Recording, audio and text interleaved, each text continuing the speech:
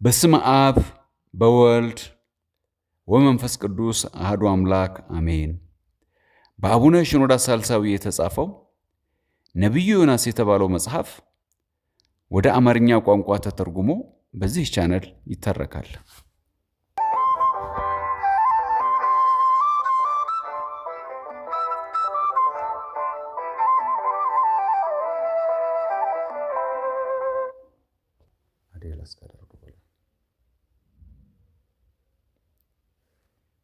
ምዕራፍ 5 ዮናስን ከግትርነቱና ከኩራቱ ማዳን። በነነዌ መዳን በሰማይ ደስታ ሆነ። እግዚአብሔር ደስ አለው፣ መላእክቱም ደስ አላቸው። ነነዌ አምና ንስሐ ገብታለች። 120,000 ሰዎችም በአንድ ቀን የእግዚአብሔርን መንግሥት ተቀላቅለዋል። መላእክት እንዲህ እያሉ አመሰገኑ። ነገር ግን በመንግሥተ ሰማያት ደስታ እና በመላእክቱ ሐሴት መካከል አንድ ሰው በዚህ ታላቅ ድህነት የተጎሳቆለ ነበር። እርሱም ነቢዩ ዮናስ ነበር። እግዚአብሔር እነዚያን ሰዎች ይቅር ስላላቸው፣ ስለራራላቸውና ስላዳናቸው በጣም ተከፋ። መጽሐፍ ቅዱስ የዮናስን መከፋት በሚያስገርም ወይም ይልቁንም በሚያሳፍር አረፍተ ነገር ገልጾ በዚሁ መጽሐፍ ምዕራፍ 4 ቁጥር 1 ላይ ዮናስን ሲገልጸው ዮናስ ግን እጅግ ተቆጣ ይላል። የሰዎች መዳን ነቢዩን ሲያስከፋው እንዴት አስደንጋጭ ነገር ነው! እጅግ ያሳዝናል፣ ያስቆጣልም። እነዚያ ሁሉ በሺዎች የሚቆጠሩ ከጥፋት ስለዳኑ ነው። ታዲያ የነቢዩ ሥራ ከሰዎች መዳን ሌላ ምንድን ነው? በምንስ ደስ ሊለው ይገባል? በሰዎች መዳን ከመደሰት በቀር የነቢዩ ደስታ ምን ላይ ነው? ዮናስ በዚህ አመለካከቱ በሉቃስ 15 እንደተጻፈው ወንድሙ ጠፍቶ የነበርና ዳግመኛም ሕያው ሆኖ ስለተገኘ የተከፋውንና አኩርፎ ወደ ቤት ለመግባት ፈቃደኛ ያልሆነውን ታላቅ ልጅ ያስታውሰኛል።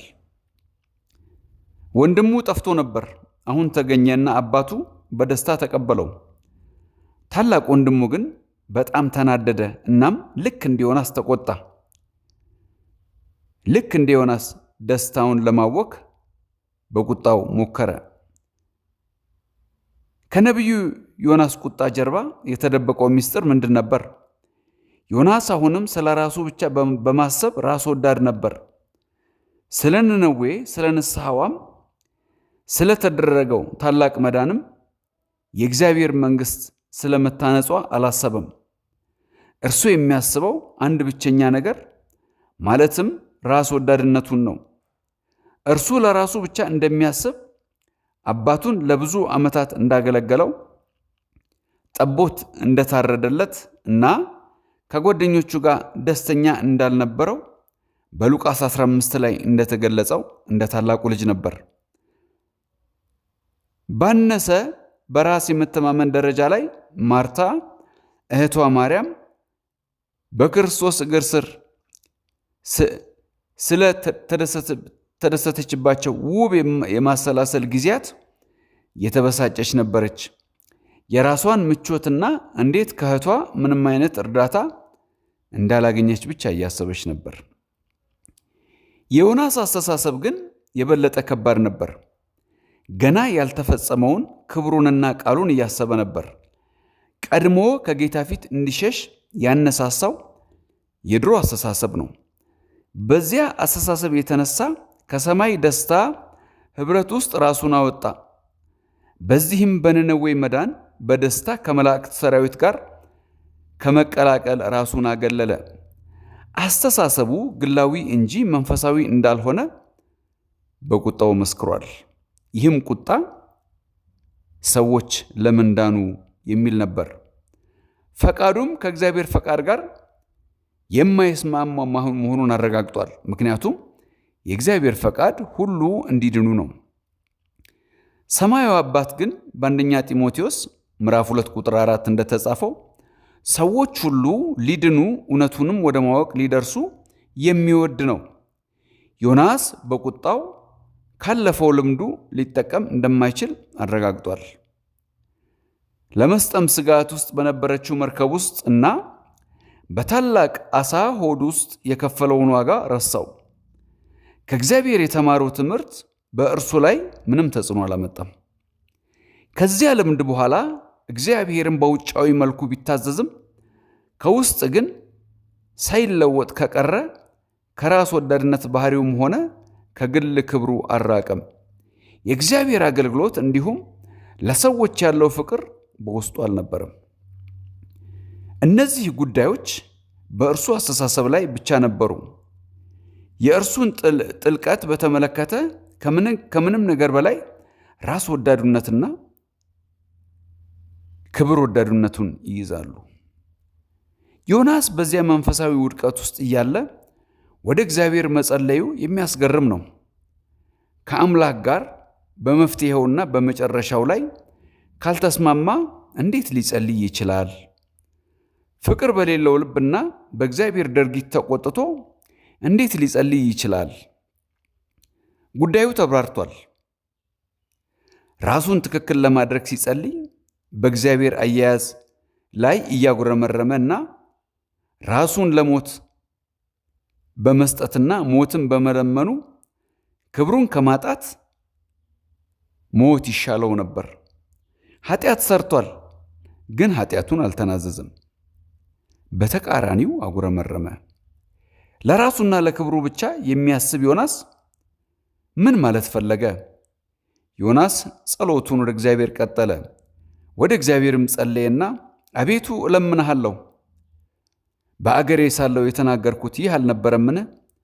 አንተ ቸርና ይቅር ባይ ታጋሽም፣ ምሕረትህም የበዛ ከክፉ ነገርም የተነሳ የምትጸጸት አምላክ እንደሆንክ አውቄ ነበርና ስለዚህ ወደ ተርሴስ ለመኮብለል ፈጥኜ ነበር አለ። መጽሐፈ ዮናስ ምዕራፍ 4 ቁጥር 2። እግዚአብሔር መሐሪ መሆኑን ዮናስ ራሱን እንዴት አገዘው? ስለ ምሕረቱ ካልሆነ በቀር ዮናስም ራሱ ደግሞ በጠፋ ነበር። ምሕረቱ በፊቱ ራሳቸውን ያዋረዱትንና የተጸጸቱትን ሰዎች ሁሉ የነነዌን ሰዎች አቅፏል። እርሱም ገና ንስሐ ያልገባና ራሱን ያላዋረደ ሲሆን ራሱን ትክክል በማድረግ ግትረኝነት፣ ማጉረምረምና ማመረርን ጨምሯል። እርሱም ውሰደኝ፣ በሕይወት ከምኖር ሞት ይሻለኛል እያለ እያጉረመረመ ቃሉ ስላልተፈጸመ ንዴቱ ጣራ ነክቶ ከሕይወት ሞትን መርጦ ነበር። በመጀመሪያ ማወቅ የነበረበት የሰበከው የእግዚአብሔር ቃል እንጂ የእርሱ አልነበረም። እርሱም መልእክተኛ ብቻ ነበር እንጂ ወሳኝ አልነበረም። እርሱ የተናገረው የእግዚአብሔር ቃል ውድቅ ሆኗል ወይም ተቀይሯል ያለው ማን ነው?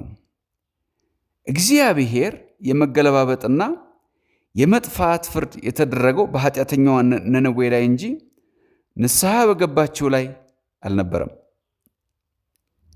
ንስሐ የገባችው ነነዌ ከኃጢአተኛይቱ ነነዌ የተለየች ነበረች። ኃጢአተኛ የሆነችው ነነዌ እንደ እግዚአብሔር ፍትህ ሞት የተገባት ነበረች። ምክንያቱም የኃጢአት ደሞዝ ሞት ነው ተብሎ በእግዚአብሔር ቃል በሮሜ 3:23 ተጽፏል። እግዚአብሔር በጥፋት እንዲቀጣት ኃጢአተኛዋ ነነዌ አሁን የለችም። ወደ አዲሱ ሁኔታዋ ስትታደስ በእውነት ጥፋቷ ተሽሯል። አዲሲቱ ነነዌ ከኃጢአተኛዋ ነነዌ ጋር ምንም አይነት ግንኙነት የላትም። ኃጢአተኛይቱ ነነዌ ሞቷ መልካም ሆኖ በሰው ፊት ጠፍቷል።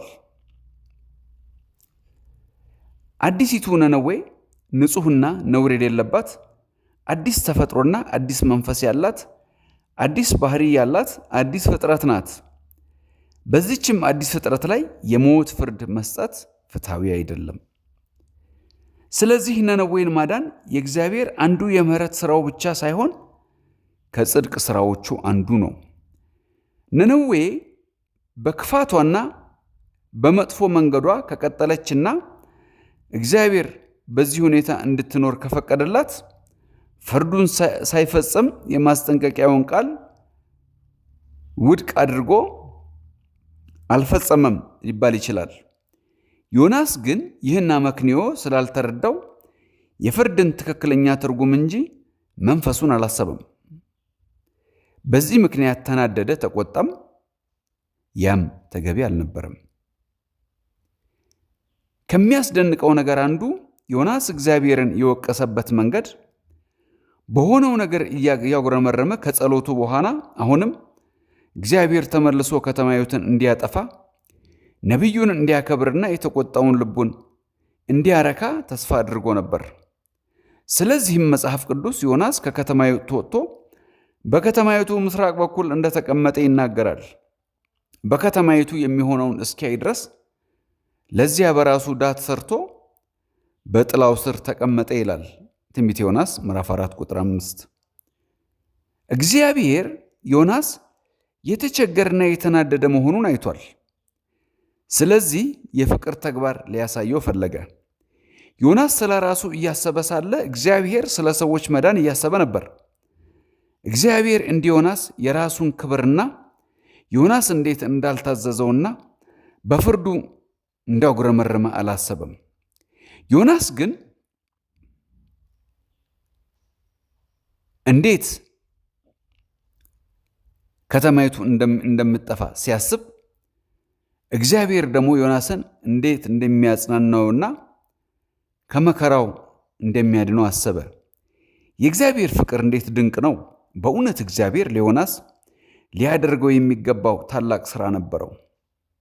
በአንደኛ ቆሮንቶስ ምዕራፍ 9 ቁጥር 27 ሐዋርያው ጳውሎስ ለሌሎች ከሰበከ በኋላ እርሱ ራሱ በእግዚአብሔር ፊት የተጣለ እንዳይሆን እርሱ ራሱ እንደጻፈው እግዚአብሔር ዮናስን ማዳን ደግሞ ይፈልግ ነበር። ዮናስ ለሰዎች ንስሐን የሰበከ ሰው ራሱም ንስሐ እንዲገባ ያስፈልገው ነበር። ራሱን ከድፍረት ከኩራት እና ለራሱ ከፍ ያለ ግምት መያዙን ማስወገድ ነበረበት። እንደ ሁል ጊዜው የእግዚአብሔር መንገድ እርቅን ጀመረ። የዮናስን መከራ ባየ ጊዜ ለራሱ ጥላ ትሆን ዘንድ ከመከራው ታድነው ዘንድ ተክል አዘጋጅና በራሱ ላይ አበቀለለት። ትንቢተ ዮናስ ምዕራፍ 4 ቁጥር 6። አቤቱ እግዚአብሔር ብዙ ጊዜ ስለኛ ደከመ። እኛን ለማጽናናት፣ እኛንም ለማረም፣ እኛንም ለማስታረቅ ደክሟል። ከሰባተኛው ቀን ጀምሮ ያረፈ መስሎን ነበር። እርሱ ግን አሁንም አላረፈም፣ ስለኛ ይሰራል። ዓለምን ከመፍጠር አልፏል። ነገር ግን ስለ እንክብካቤው አሁንም እየሰራ ነው። ዮናስን ከመከራው ሊያድነው ፈልጎ ነበር። ነገር ግን እርሱ በመጥፎ አመለካከቱ በራሱ ላይ መከራን ያመጣው ራሱ ነበር። አዎ ይህ እውነት ነው። ነገር ግን ምንም ቢሆን ልጄ ነው እና ከሁለቱ ነገሮች ከመከራቸውና ከተሳሳተ አመለካከቱ አንድ ላይ ላወጣው እፈልጋለሁ አለ እግዚአብሔር። ማስተዋልን ይማር ዘንድ ከእርሱ ጋር በሚሰራው በምህረት ሥራ ድፍረትን ከንቡ እነቅላለሁ አለ እግዚአብሔር። ርኅራኄው ተፈጥሮ ነውና ለነነዌ ሕዝብ እንደራራው ሁሉ ለዮናስም ይራራለታል። ወደ ባህር በተጣለ ጊዜ፣ በታላቅ ዓሣ ውስጥ በነበረ ጊዜ ራራለት። በሁሉም ድክመቶቹና ስሜቶች ውስጥ አዘነለት። እርሱ ስለ መከራው ይራራለታል። ደስ እንደሚለውም ስላወቀ ለእርሱም ጥላ ትሆነው ዘንድ ተክልን አዘጋጀለት። ምንም ቢያጉረመርምም ቢናደድም የእርሱን ደስታ ነው የሚፈልገው። ዮናስም ስለ ቅሊቱ እጅግ ደስ አለው ይላል ትንቢተ ዮናስ ምዕራፍ 4 ቁጥር 6። እመኑኝ ዮናስ በእጽዋቱ ላይ ስላለው ታላቅ ደስታ ሳነብ ደንግጬ ነበር። እውነትም አሳፋሪ ንባብ ነበር። ዮናስ ለራሱ ጥላ በሰጠችው ተክል እጅግ ደስ ይሰኛልን? ለ120,000 ሰዎች ጥላ በሆነው በእግዚአብሔር በምህረቱና በቸርነቱ በነነዌ መዳን ደስ ይለው ይበልጥ ተገቢ አልነበረምን? ስለ ተክሊቱ ተደሰተ። ስለ ራሱ የግል ምቾት ስላሰበ ለራሱ እንጂ በምድር ላይ ስላለው ስለ እግዚአብሔር መንግሥት አልነበረም። እግዚአብሔር እንደሚያስብለትና እንደሚያደርግለት እንዲያደርግለትም እንዲያሳየው እንደ ልቡ ደስ አሰኝቶት ነበር። ይኸውም እንደ ነቢዩ ሥራ ሳይሆን እንደ ቸርነቱ ብዛት ነበር። እግዚአብሔር አንተን ነቢይ ወደምትሆንበት ወደ መንፈሳዊ ደረጃ ሊያሳድግህ ወደ ቁሳዊ ደረጃ ይወርዳል። በልባችሁ ውስጥ ኃጢአተኞች ስትሆኑ ለኃጢአተኞች ርኅራኄን ለመዝራት እርሱ እንዲህ አይነት ርኅራኄ ያደርግላቸዋል። ስለዚህ እንደ ነነዌ ሰዎች አይነት በኃጢአት ውስጥ ለሚመላለሱና ለጥፋት ለተቃረቡ ሕዝቦች ያለንን ጭካኔና ድፍረት ይፈውሳል። እግዚአብሔር ለዮናስ ያዘጋጀው ተክል 2 ዓላማ ነበረው። የመጀመሪያው ለዮናስ ርኅራኄ እንዲሰጠውና ለራሱ ጥላ እንድትሆነው ማድረግ ነው። ሁለተኛው ለሕይወቱ ጠቃሚ የሆነ መንፈሳዊ ትምህርት ማስተማር ነው። በተክሉ እድገት እግዚአብሔር ዮናስን እነዚህ ነገሮች አስተምሮታል። ለዮናስ ያደረገው ምሕረትና ተክሊቱ በደረቀች ጊዜም በአእምሮና በመንፈስ እንዲጠቀም ምሪትና ትምህርትን ሰጠው። በነነዌ ዮናስ በስብከቱ ከእግዚአብሔር ጋር መንግሥቱን በማስፋፋት ይሠራ ነበር። ከነነዌም ውጪ እግዚአብሔር ዮናስ ነፍሱን እንዲያድንና ከመከራው እንዲያድረው እየሠራ ነበር። ዮናስ ሳያስተውል እግዚአብሔር በጸጥታና በዝምታ መስራቱን ቀጠለ። ዮናስ ስለ ተክሉ ሲደሰት ለጥላው እንጂ ለተሰጠው ትምህርት አልነበረም። ምክንያቱም ገና አልተቀበለውም ነበርና ስለ ተክሉ ተደሰተ እንጂ ከተክሉ ጀርባ ሆኖ ስለ እርሱ ሲሰራ ስለነበረው እግዚአብሔር አይደለም። የእግዚአብሔር ንድፍ ፍሬ ማፍራት በጀመረ ጊዜ ትል አዘጋጅቱ ተክሉን በላው። የእጽዋቱ ሚና አብቅቷል። እግዚአብሔር ለማስተማር እንደ አካል እንዲጠቀምበት ተክሉ ጠፍቶ ጥላውም ጠፋ። ፀሐይም የዮናስን ራስ እስኪደክም መምታት ጀመረች። አሁን ዮናስ ለራሱ ሞትን ተመኘ። ይህ ሁሉ የሆነው ለዮናስ የእግዚአብሔር ሐሳብ የሆነ የደህንነቱ ጠቃሚ ትምህርት እንዲያገኝ ለመስጠት እንደነበር እናስተውላለን። እግዚአብሔር ሁሉን ነገር ለበጎ፣ ጥላውንም ለበጎ፣ የፀሐዩንም ሙቀት ለበጎ አድርጎታል። ሰውነቱ ሊደክም ይችላል፣ ነገር ግን ይህ ለበጎ ነው። መንፈስም ይታደሳል። ዮናስ ሲደክም ነፍሱ ታወከች፣ ለራስም ሞትን ተመኘ። ይህ መከራና ችግር መንፈሱን ለማዳን እና ልቡን ለማንጻት ጥሩ ነውና የእግዚአብሔር ንድፍ አካል ነበር።